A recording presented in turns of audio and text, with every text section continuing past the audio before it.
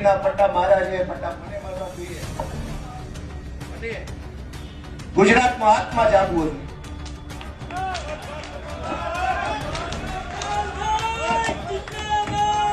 ગુજરાતનો આત્મા જાગવો જોઈએ. હવે ગુજરાતનો આત્મા જાગવો જોઈએ. ગુજરાતમાં અનેક ઘટનાઓ બની. અત્યાર સુધી અનેક કાંડ પણ સામે આવ્યા. અમરેલીનો કાંડ પણ અત્યારે સામે આવ્યો કે જેમાં નકલી પત્રકાંડ બન્યો અને એક દીકરીને જેલમાં મોકલવામાં આવી, જેને પટ્ટા માર્યા. એટલે ન્યાય અપાવવા માટે અનેક નેતાઓ મેદાનમાં હતા. તેમ છતાં દીકરીને ન્યાય જેવો જોઈએ એવો મળ્યો નથી. એટલે દીકરીને ન્યાય અપાવવા અને ખાસ કરીને તેની માફી માંગવા માટે અત્યારે ગોપાલ ઇટાલિયા મેદાનમાં આવ્યા છે. શું છે સમગ્ર ઘટના? વિગતવાર આપણે બતાવીશું. નમસ્કાર, હું છું બ્રિજેશ પરમાર.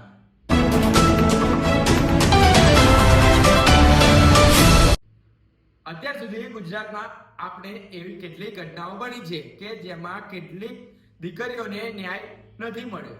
ત્યારે એક દીકરીને ન્યાય અપાવવા ગોપાલ ઇટાલિયા અત્યારે મેદાનમાં આવ્યા છે.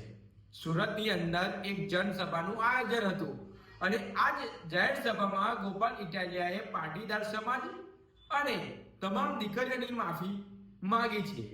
તે કહી રહ્યા છે કે મેં ન્યાય અપાવવા માટેનો પ્રયત્ન કર્યો, પરંતુ હજુ સુધી ન્યાય નથી મળ્યો.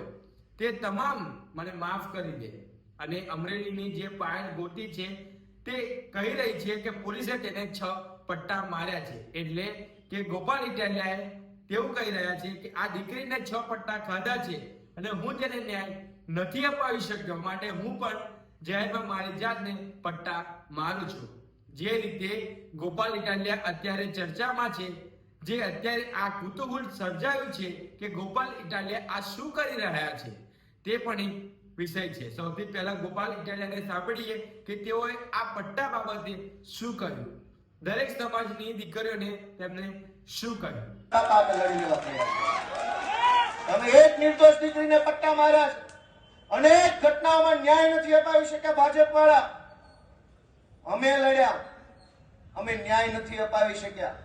મેં અનેક ઘટના ગણાવી, આવેદન પત્ર, નિવેદન, ધરણા, રેલી, સભા, સરઘસ, ન્યાય નહીં.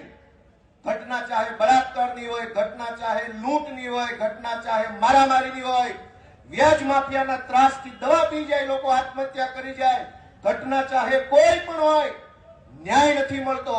અમે બહુ કોશિશ કરી, અમે પણ ન્યાય નથી અપાવી શક્યા. એની હું બધાની 2 હાથ જોડીને માફી માંગુ છું કે અમે નથી ન્યાય અપાવી શક્યા. એનો મને અફસોસ છે, હું માફી માંગુ છું.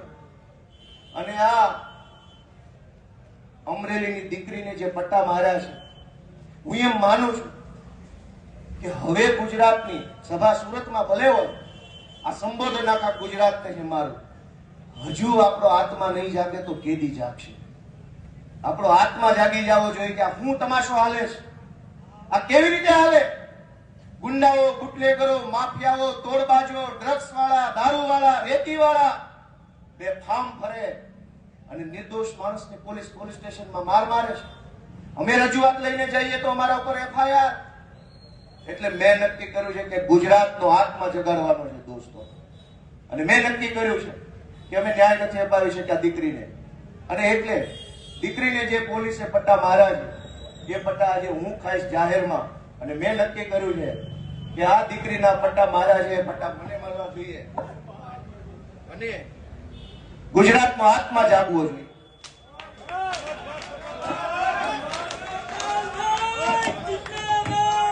ગુજરાતનો આત્મા જાગવો જોઈએ. હવે ગુજરાતનો આત્મા જાગવો જોઈએ. મૂકી દો, આત્મા જાગવો જોઈએ ગુજરાત આખાનો. દીકરીને પટ્ટા કેવી રીતે પોલીસ મારે?